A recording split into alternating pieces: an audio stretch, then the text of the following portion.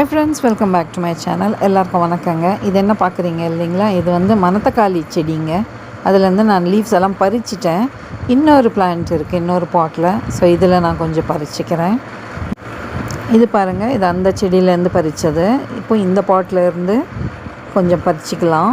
மணத்தக்காளி ரொம்ப நல்லதுங்க. இது வந்து அல்சருக்கு, வயிற்றுப்புண் அல்சருக்கு, அப்புறம் கிட்னி ஸ்டோன்ஸு, இதுக்கெல்லாம் ரொம்ப ரொம்ப நல்லது இது. ஸோ மந்த்லி ஒன்ஸ் எல்லோரும் சாப்பிடுங்க. இது கீரை செஞ்சு பருப்போடு கடைஞ்சி.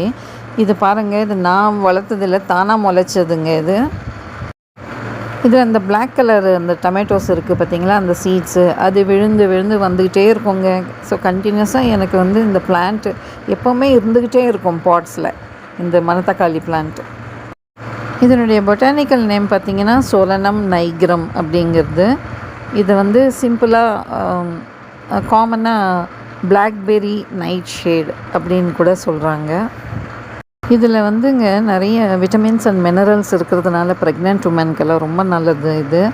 அதுக்கப்புறமா கான்ஸ்டிபேஷன் ப்ராப்ளம் இருக்கிறவங்களுக்கு, அதுக்கப்புறம் ஸ்கின் அண்ட் யூரினரி இன்ஃபெக்ஷன் இருக்கிறவங்களுக்கு எல்லாருக்கும் கூட இது சாப்பிட்டா க்யூர் ஆகுங்க. உங்கள்கிட்ட கார்டன் இருந்ததுன்னா கம்பல்சரியாக இந்த பிளான்ட்டை நீங்கள் வளர்த்துக்கோங்க. ரொம்ப நல்லது.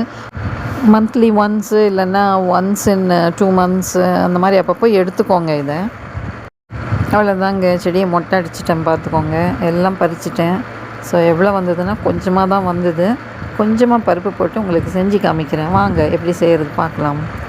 இது பாருங்கள், இவ்வளோ வந்தது. நல்லா வாஷ் பண்ணிட்டேன். இந்த பூச்சி பிடிச்சதெல்லாம் எடுத்துட்டேன். பாருங்கள், கொஞ்சோண்டு அதுக்கு தேவையான தோரம் பருப்பு, தூர் தால், அதுக்கப்புறம் டொமேட்டோ, ஆனியன், சின்ன வெங்காயம், ஆனியன், கார்லிக்கு, 3 பச்சை மிளகா.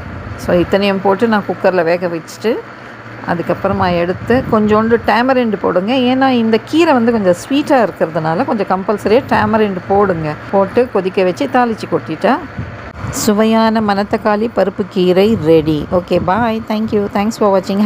Happy gardening.